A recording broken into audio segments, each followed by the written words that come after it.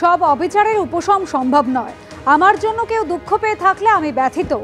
দিল্লিতে বিদায় সংবর্ধনা অনুষ্ঠানে আবেগপ্রবণ সুপ্রিম কোর্টের প্রধান বিচারপতি DY Chandrachur.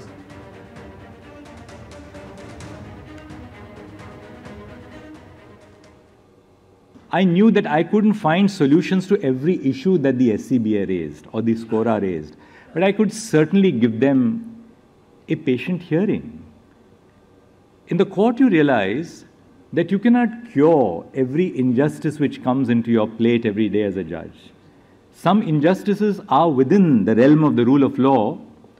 Other injustices are beyond what the rule of law can lead a judge to a solution. Because we are not knight errants. We decided to put the data of all pending cases on the public domain. All cases, whether registered or unregistered. At the time when I took over as the Chief Justice, I found that there were close to 1,500 files which had been stashed up in the cupboard of a registrar. I said, this has to change.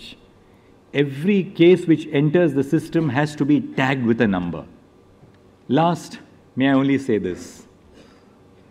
I'm sure all of you are aware of the amount that I have received my share of trolling. I'm probably one of the most trolled individuals and judges across the system. I will only say with a शायरी, मुखालिफ से मेरी शख्सियत संवरती है, मुखालिफ से मेरी शख्सियत संवरती है, मैं दुश्मनों का बड़ा एहतराम करता हूँ. If I have hurt anybody, I can only say मिच्छामि दुक्कडम. গ্রুপ ডি ঐক্যমঞ্চকে নবান্ন বাসস্ট্যান্ডের পরিবর্তে মন্দিরতলা বাসস্ট্যান্ডে ধর্নায় বসার অনুমতি হাইকোর্টের।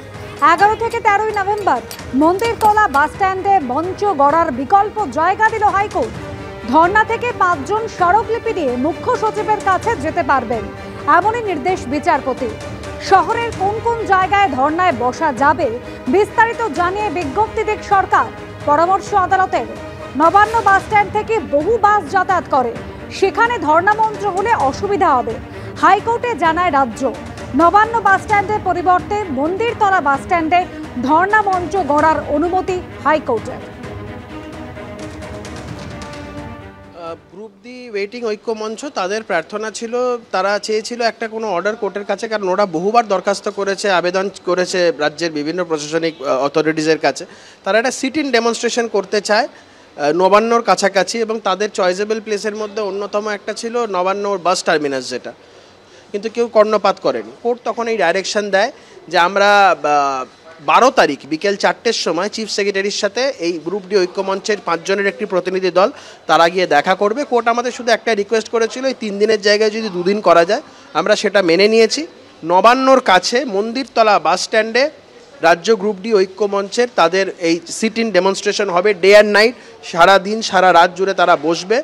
এবং 12 তারিখ বিকেল 4টের সময় তাদের 5 জনের একটি প্রতিনিধি দল তারা রাজ্যের মুখ্য সচিবের সাথে দেখা করে তাদের দাবি সনদ পেশ করবে। আমরা এই রায় খুশি।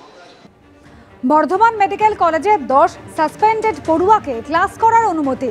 সাসপেন্ডেড ছাত্রছাত্রীকে ক্লাস করার অনুমতি দিল কলকাতা হাইকোর্ট। গত 11ই অক্টোবর র্যাগিংয়ের অভিযোগে 10 জনকে সাসপেন্ড করে কলেজ কাউন্সিল। ক্লাস এবং হস্টেলে ঢোকায় নিষেধাজ্ঞা জারি হয়। সাসপেন্ডেড পড়ুয়ারা ক্লাস করতে পারবেন, তবে এখনই হস্টেলে ঢুকতে পারবেন না, এমনই নির্দেশ হাইকোর্টের। বিচারাধীন বিষয়ে কোনো মন্তব্য নয়, জানিয়েছেন বর্ধমান মেডিকেলের অধ্যক্ষ।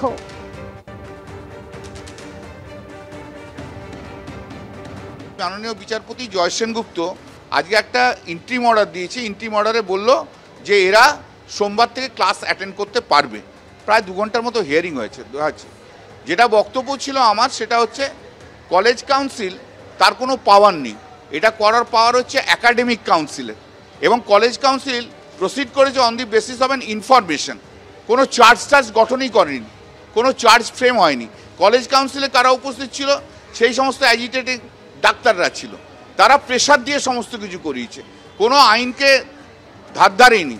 বরঞ্চ যে সমস্ত ডাক্তাররা অ্যাজিটেশন করেছে তারা থ্রেট করে প্রেশার দিয়ে কলেজকে দিয়ে এদেরকে ডিবার্ট করেছিল ফর অ্যাটেন্ডিং দি ক্লাসেস। সেই জায়গাটা আজকে ইন্টিম অর্ডার দিয়েছে, আবার 11 তারিখে মামলা শুনানি হবে।